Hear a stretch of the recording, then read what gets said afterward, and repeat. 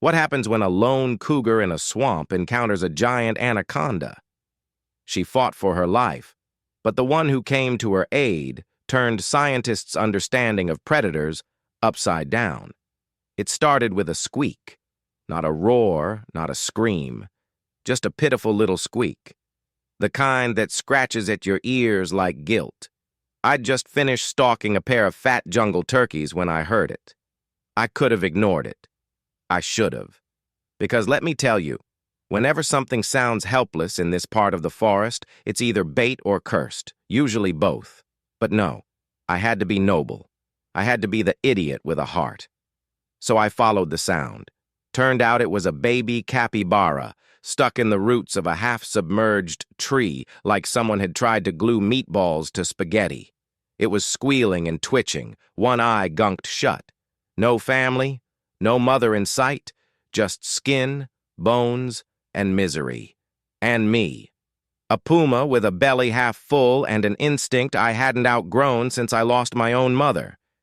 So I did what any emotionally damaged big cat with unresolved trauma would do. I laid down next to it. Didn't touch it, didn't threaten it, just stayed. Let it know it wasn't alone. Later that day, I brought back the back end of a dead agouti. It stank to high heaven, but it was food. The baby capybara dragged itself forward and started nibbling. It didn't thank me, of course. It's a rodent, not a poet. But I saw something shift in its eyes. Not hope, exactly, just less panic. Anyway, I should have left it at that. Let nature be cruel on its own terms. But again, I didn't. I came back the next morning, but this time the capybara was gone. At first, I thought maybe it had found its way back home. Unlikely, but I wanted to believe. I circled the spot, and that's when I saw the tracks. Big ones, slithering ones. That smell hit me next. Hot, metallic, and sour, like something alive had been left out in the sun too long. If you've ever smelled a swamp on a bad day mixed with predator spit, then congrats, you've met her. The anaconda. And oh, she was there, hidden, watching, waiting. I didn't realize how deep I'd wandered into the bogs until I turned and saw nothing but green. Green vines, green water, green silence. I stepped once, twice, then thump. A shape moved in the water.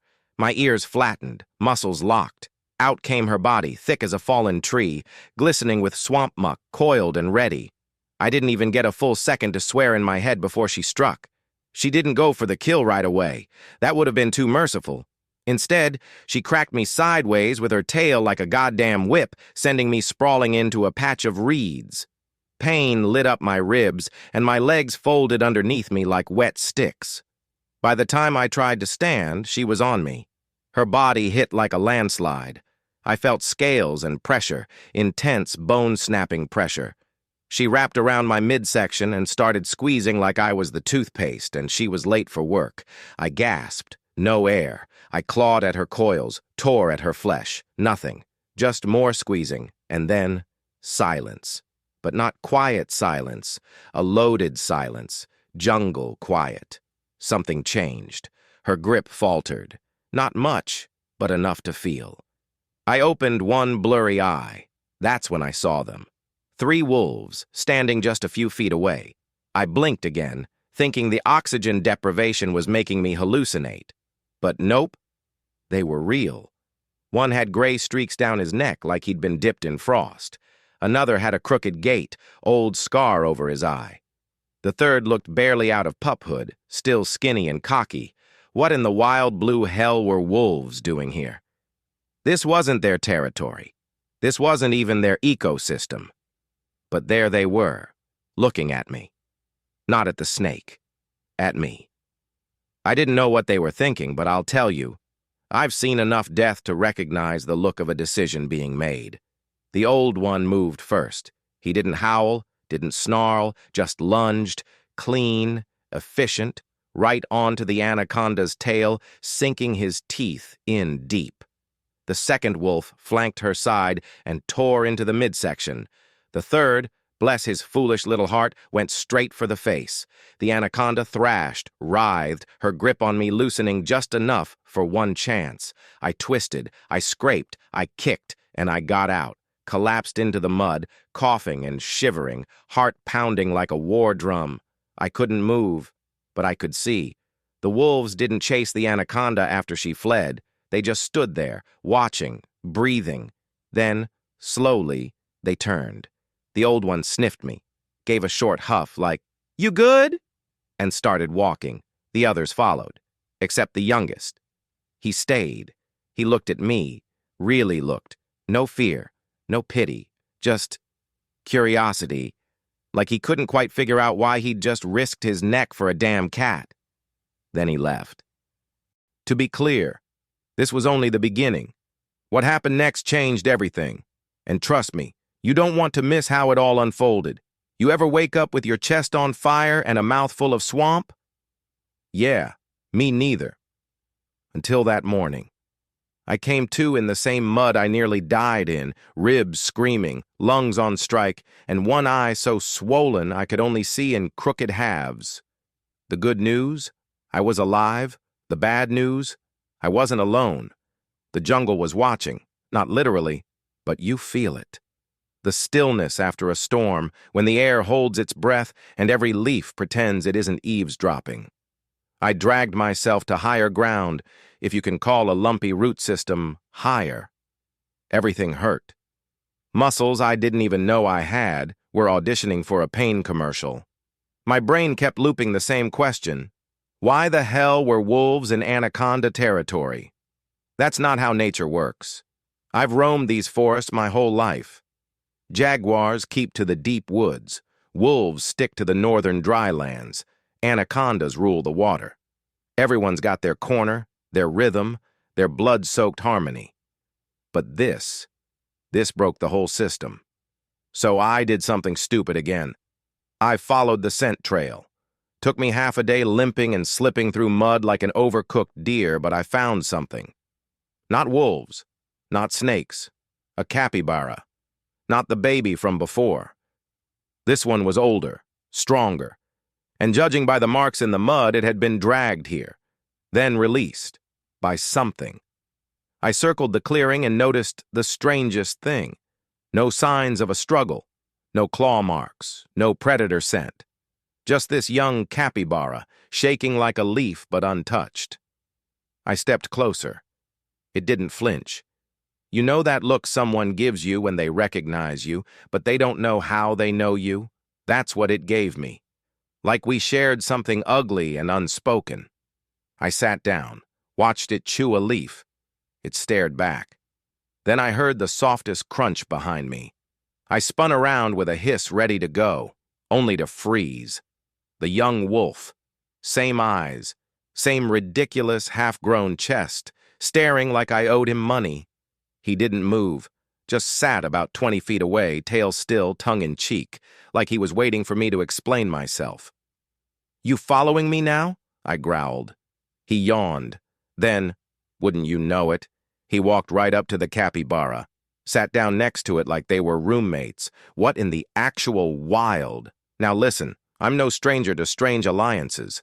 I once watched a toucan and a river otter share fish. But this was personal. That wolf had saved me, and now he was babysitting capybaras? In snake territory? Number something was off, and I didn't like being left out of the loop. So I watched, all day, from the trees. I saw 2 more capybaras brought in, one limping, one completely blind in one eye, all young, all rescued. But by whom? At dusk, the answer crept in. 3 wolves, the elder trio. They brought food, not kill, fruit, berries, even roots, wolves bringing fruit, in the rainforest, to capybaras, my jaw nearly unhinged. The old gray one noticed me up in the tree, gave me that same nod, half tired, half warning. Now here's where things got weird. Behind them came another figure, not fur, not claws, boots, human. They didn't see her. But I did. A woman crouched low, wearing muddy clothes and a backpack slung low. She moved like she knew where every branch was going to snap, and she didn't step on a single one. She paused, watched the wolves, watched the capybaras. Then she pulled out something metal and held it up. Not a weapon, a camera. She was filming. The wolves didn't even flinch. They knew she was there. I nearly fell out of the tree. You see, when humans show up, they either mess things up or pretend to save things they don't understand. But this woman, she didn't interfere. She documented, silently, respectfully, like someone who'd been here before and learned the hard way to shut up and listen. I should have left, but I didn't. Something deep in my gut told me this whole mess was bigger than just one snake and one bad day. So I stayed. Watched the wolves vanish into the green like ghosts. Watched the capybara snuggle into the roots and sleep without fear. Watched the woman whisper something into her mic. And then, somewhere in the distance, I heard it. A rumble, low, distant, unnatural, and my instincts kicked in again. Only this time, they weren't whispering, "Run." They were screaming, "Get ready." This is it, the tension, the truth, the moment everything flips. It's all right ahead. Stay with me. What happens next will leave you rethinking everything you thought you knew. You ever feel the earth shiver under your paws? Not shake, not tremble. Shiver. Like something big was moving beneath the surface, slow and deliberate. That's what I felt that morning. And no, it wasn't thunder.